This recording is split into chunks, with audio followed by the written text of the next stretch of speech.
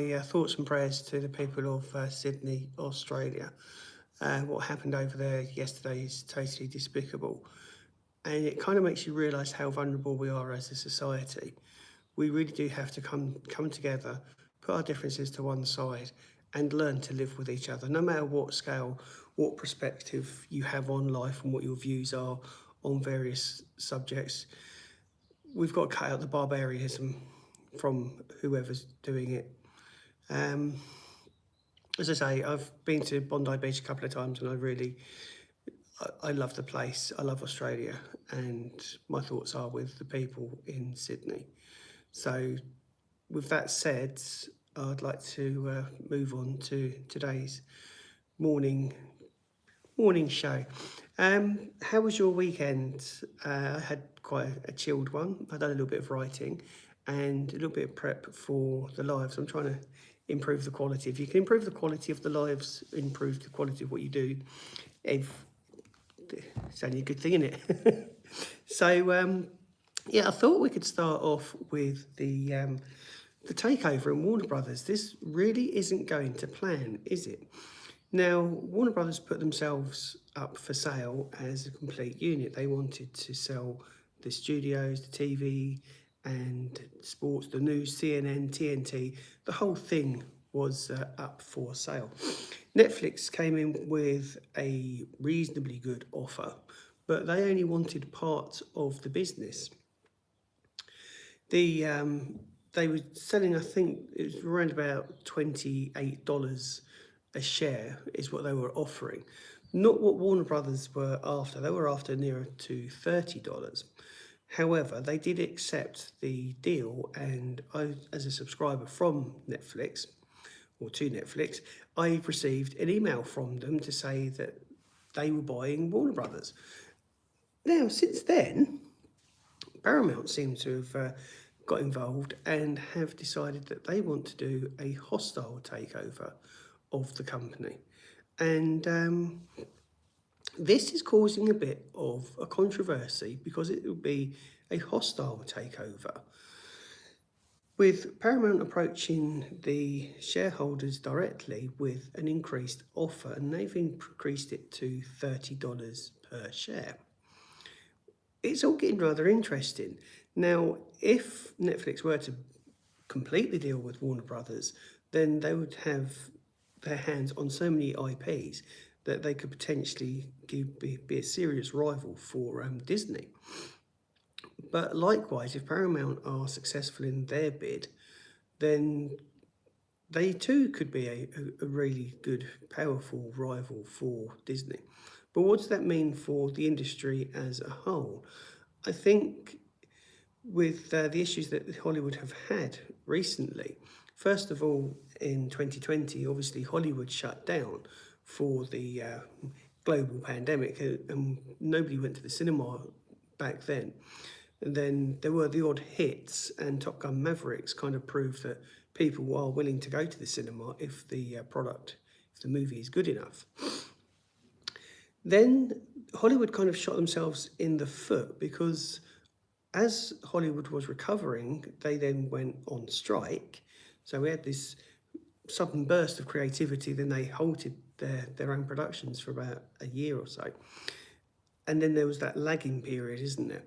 The impact that that's had on the industry can't be disputed. So a lot of these big hitters don't have any films, they haven't had the hits in the cinemas that they were expecting. And that's possibly why they've decided to try and sell the movie section of Warner Brothers. Now, how this goes... Morning. Morning, Rin.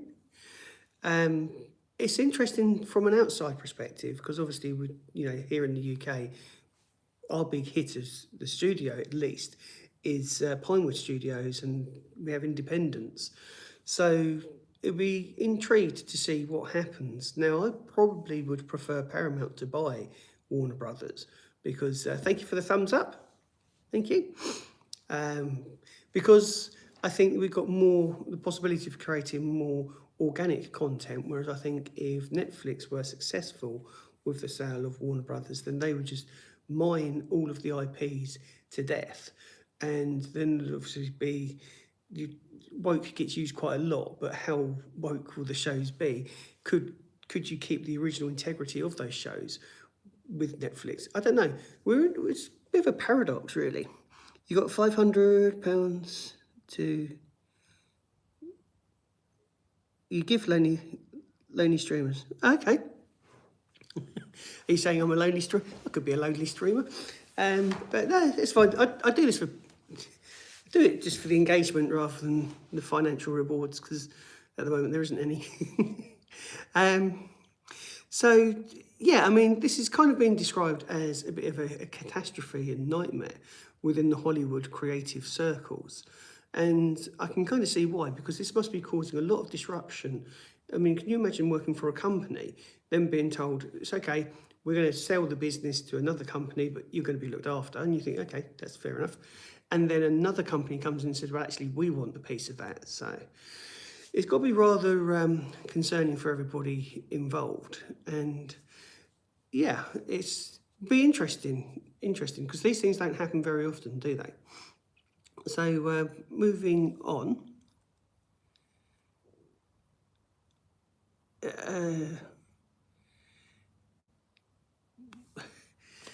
I don't really know what to say to that, to be honest. So I should give you £500. Well, as I say, I'm just doing this for to talk to people rather than for the money. The money will come eventually. So I thought we could move on to this day in Hollywood. So in 1939, Gone with the Wind, drama directed by Victor Fleming and starring Clark Gable, of course, the infamous line, "Frankly, my dear, I don't give a," and Vivian Leigh. This premiered in Atlanta and went on to get Best Picture and was the highest grossing film of all time, and that was unadjusted for inflation. In 1952, Cohon TV channel, this was Cohon TV, 1952, I might have actually been able to speak properly. Cohon TV Channel 2 in Honolulu went on to become NBC, and that began broadcasting on this day in 1952. 1953, WJHG TV Channel 7 in Panama City, that began broadcasting as well. Now, birthdays, we have Charlie Cox, and Charlie Cox is probably more known for his role of Daredevil and the Marvel character. Although he has done other things, it's really Daredevil, I think, is the pinnacle of his career, and that's where he really become quite famous. Now, on this day is also the celebration of some actors that passed away. And I say celebration because it's nice to celebrate their lives rather than mourn their loss. And believe it or not, Walt Disney passed away on this day in 1966. Now, I didn't realise he was born in 1901, and so 1966. It was only 65 when he passed away, which is really young. I'd never realised he was as young as that when he passed. Often you think of these big celebrities, like take Clint Eastwood for example, who just seems to go on and on and on, and it's easy to forget that they're the exceptions. Dick Van Dyke celebrated his 100th birthday over the weekend. So, I mean, it just goes to show you, doesn't it? You know, it can come and get you at any time. And Jane Fontini passed away in 2013 on this day. So, what do you think? Do you like this aspect of the live? This is something that I can introduce, or have introduced it, but it's something that I can do each morning. We can run through a little bit of trivia of the day with regards to actors, actresses, movies, and give you something to talk about. And you can carry on with your day and have that little nugget of information that you can share with people, your colleagues that you work with. So there were a couple of weddings and divorces as well that can be celebrated on this day.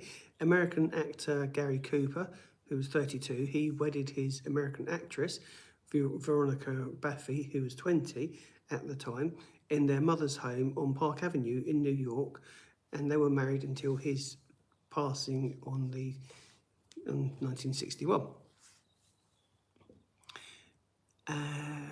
So I've got this little Q&A thing that pops up. It does this occasionally. Your favourite movie quote? There's quite a few, actually. I'm a big fan of The Italian Job. And one of the lines from that is obviously, you're only supposed to blow the bloody doors off. Aliens has got to be up there as well with Get Away From Her, You Bitch. We don't have films with memorable one-liners anymore, do we? They seem to have we just don't have that. Don't know why. For whatever reason, there isn't a film that really kind of captures that spirit or that one-liner. I mean, Arnold Schwarzenegger, if it bleeds, we can kill it. I'll be back. And we're missing that, I think, in Hollywood. So divorces, pop singer Madonna divorced Guy Ritchie, director. And there's 10 years age difference between them.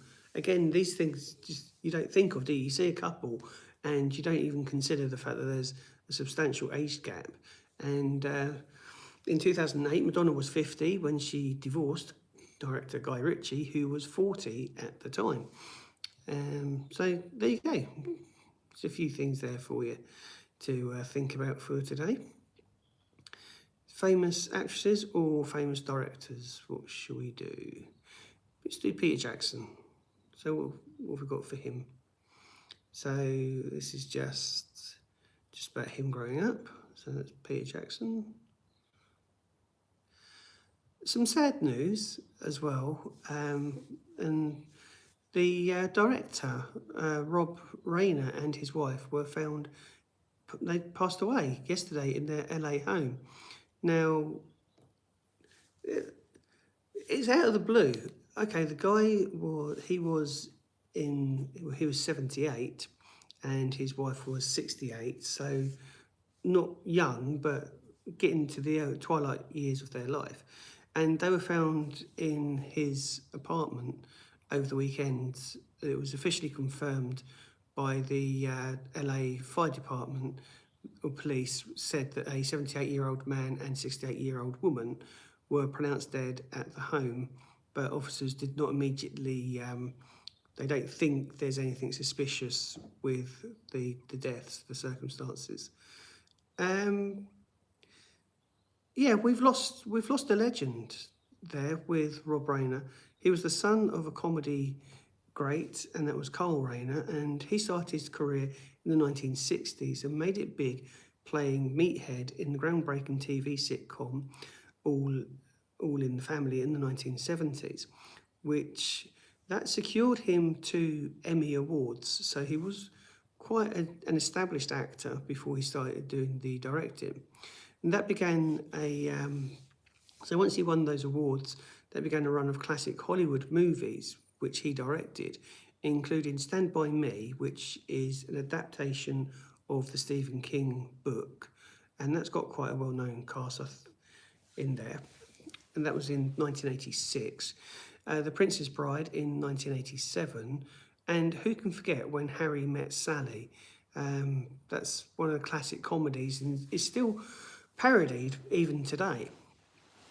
So somebody who's left a really indelible mark on Hollywood, on the industry. But he didn't just stop there. I mean, this shows the talent of the guy. When he can produce a film, a comedy like When Harry Met Sally, and then something as serious as A Few Good Men, which obviously stars Tom Cruise and Jack Nicholson. It's a film that I keep meaning to go back to because it's such a good quality film, and I think it's one of Tom Cruise's best performances, being the lawyer that's investigating, I think it's a murder or a suspicious death.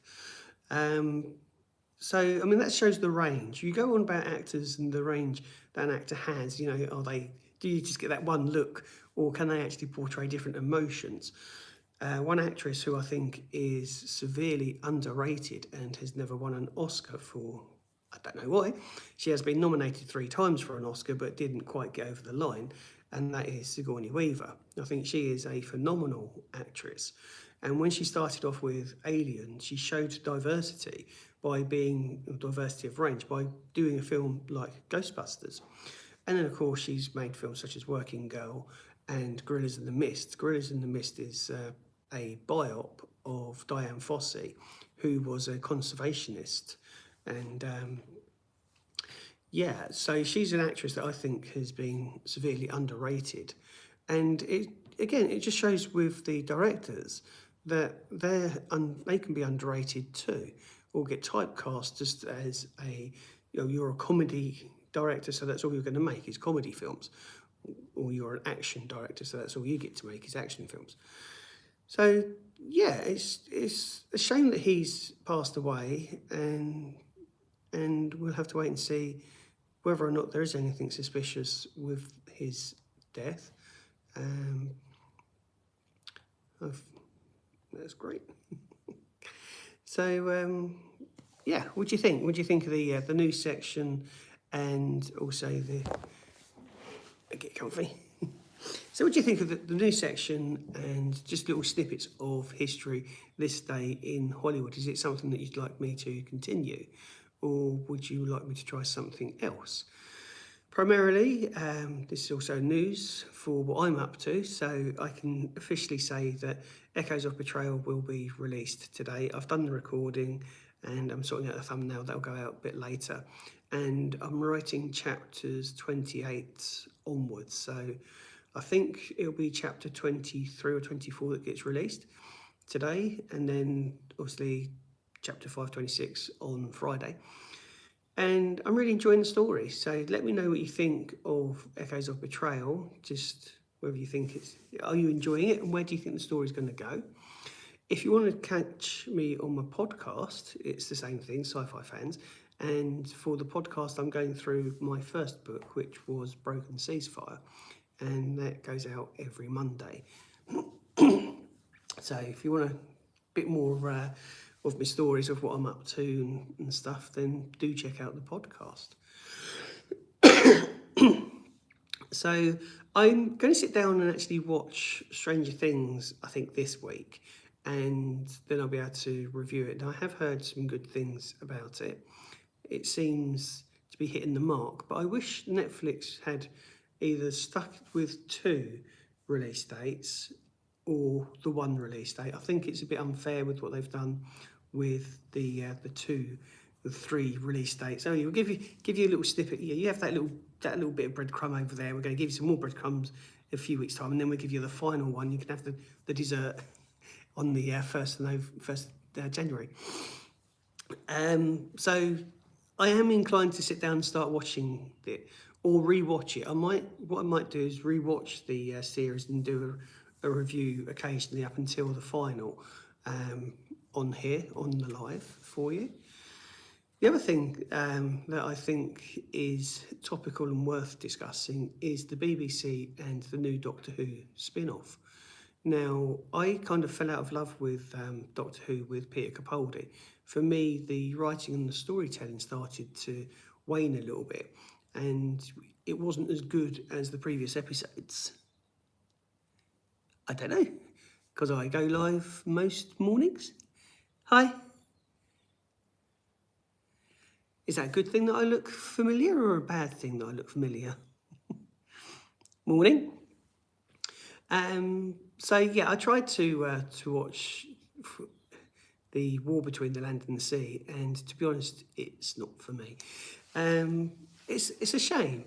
I don't like the direction that Doctor Who's gone in recently. I think it needs to come back more to sci-fi and entertainment rather than having this lecture all the time. And even the reviews for the new spin-off series even reflect the fact that they're admitting that it is a bit lectury with everything else. So yeah, I have tried it. It's not really for me, but if you're enjoying it, then let me know in the comment box below and tell me what it is about the new series that you enjoy. Okay then, catch you later. I'll be same time tomorrow maybe. Who knows? So, and where do you think they could go with Doctor Who? Now, I think they've got a really good opportunity here with leaving it as open-ended as they have. Who would you like to have as the new Doctor? I know, is it Michael Sheen? He's been recommended and portrayed as the Doctor a couple of times, but I think he's possibly a bit old. Is there any younger actors out there that you think could take on the mantra? All right, another question in A. Any director or author you want to talk to if possible? The my favourite author of all time is H.G. Wells. I think the guy had such an imagination from the 1800s to give you the stories such as the War of the Worlds, because it is the War of the Worlds, not War of the Worlds, as some films have portrayed it. The Time Machine, The Invisible Man, First Man on the Moon, just to name a few of his actual sci-fi books. So I'd love to have a conversation with him about what inspired him, where did he get those ideas from to create those stories. I mean, you're looking at something that in the 1800s, the technology, it's easy to do something now because we were used to technology. But if you were born when he was in the 1800s, then you wouldn't have that technology. These would be purely original ideas. A bit like Shelley Valentine, is it, with Frankenstein? You know, medical science was at its pinnacle when she wrote that book, but she had no idea things such as transplants would actually happen, you know? And this is where I enjoy storytelling and sci-fi, because you can go on a journey and introduce things that we don't have right this very moment. It's here to get people used to the new Doctor. Yeah, that could be an idea, definitely. Yeah, he would have to do theatre, get used to the new Doctor. Yeah, no, that's a fair comment. That's an absolute fair comment. So, yeah, and just why I like doing the writing that I do is to go on those journeys and think of things that are possible but haven't quite happened yet on stage. Yeah, no, that would be a really good idea, wouldn't it? Because then you could create the fan base of who he is. In fact, actually, how about a West End show, Doctor Who West End show? Could that be possible? And would you attend that if it was? What would be the setting? So if you had it in, because think of the shows that have been at the West End, such as, so movie-wise, you've had Grease. Grease was converted into a show. That would be a good idea, actually. You've had you had the Experience, Doctor Who Experience, which was initially down in Cardiff, Wales, but they did do one at Earl's Court. An interactive thing. I went to something called Alien War, and the idea of that was you were part of the event. So you went as a tourist, if you like, into a laboratory where they had xenomorphs captured, and then naturally enough, one escaped. So you then went on this run of getting out of the facility with colonial marines and stuff. That could be something that they do with Doctor Who. Introduce a new Doctor Who that way. That could be pretty cool, couldn't it? Because you could then have the experience of being with the Doctor through a 20-minute adventure as you're going around the sets, or an actual play. I'm just thinking, so Back to the Future's being put on the West End, hasn't it? Modern day Doctor dealing with streets with interest. Yeah, no, that could work. I'm just trying to think. So Grease has been adapted, Back to the Future has been adapted, Mamma Mia has been adapted, and then you have it the other way around, don't you? West Side Story's been adapted into a film. No, Mamma Mia was adapted into a film. It started off in the West End, didn't it? Yeah, that could work. That really could work. But who would you get to write it? And would it be a musical? Because you could have it as with certain songs, couldn't you? To really go the whole hog. Perhaps we need to get together and actually write the play of Doctor Who. That could be good, and you could fill in some of the gaps. And this is where potentially you could have the spin-offs, because you could have the first act with no Doctor, then the second act or the final act, the Doctor appears and manages to make things better, as he does, or not so better, because there has been times when the Doctor didn't win. And in Torchwood as well, they had that balance, didn't they, that you're not always going to win all the time. So let's get together, let's thrash out not a screenplay, an actual West End play for Doctor Who. And special effects wise, how would you do it though? I suppose with the TARDIS and stuff, you could have that as a hologram, which would then become something solid with a display. Probably if you was able to use the lighting effects, you'd be able to hide the TARDIS. Thank you. Thank you for your comment. That is something could be something worth pursuing. We'd have to copyright it. Someone whose home is TARDIS related. Yes, yeah, you could do that. You know what was the episode? Was it the Doctor's? Was it the Doctor's wife, where the TARDIS actually come to life as a person, wasn't it? They were stuck on that planet with the main villain was somebody who consumed Time Lords, and he was able to trick the Doctor into being stuck on the planet, and then the TARDIS come to life as a person. It could be something like that, couldn't it? So you then have the and his new gang, a Liverpool actor would be great. Yeah, and he could be Ginger. Make him Ginger for a change, for the West End only. But yeah, you know, if RTD's watching this live, which is really likely, you know, I can imagine RTD sitting there thinking, oh, what's Wayne up to? Yeah, I think that with the right script, that could be something really effective. We went and saw the Lord of the Rings when that was a West End show, and that was phenomenal. It was the most expensive West End show at the time, I believe. But they'd done all sorts of various things with the stage. So it went up and down on different levels, and then the actors and that, they were all wearing the had like the stilt things that are quite springy, so some of them come on stage. It worked really well, but I don't think it was in the West End for very long, probably because of the cost.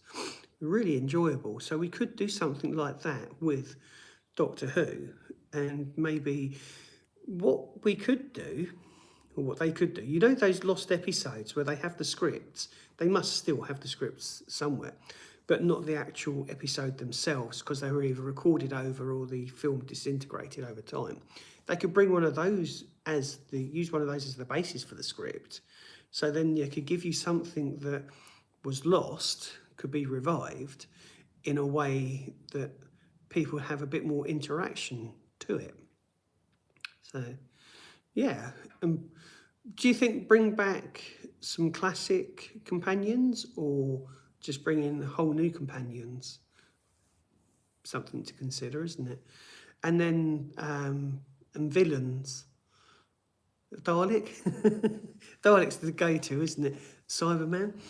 I had this theory, and I'm going to make this into a story somehow, but I've got this idea that the Doctor, when he changed into Jodie Whittaker, I've got this theory that when they saved Gallifrey in the Day of the Doctor, when they saved Gallifrey, that caused a ripple through space and time and different dimensions. So there is a Gallifrey where the Doctor was always female. And when when the Doctor transforms into Jodie Whittaker, that is where something happens across those dimensions. So rather than the Doctor actually changing gender to a woman, it's a woman, female Doctor being regenerated at the same point, and they cross over. Then the story that I have, and I'm going to pursue this, is where the male Doctor is now in a female Doctor's world, and nobody believes that he is the Doctor. Then he realizes what's happened. But the companions, the good guys, are Daleks, but they're going to be referred to as Cybermen, and the Cybermen are going to be referred to as Daleks.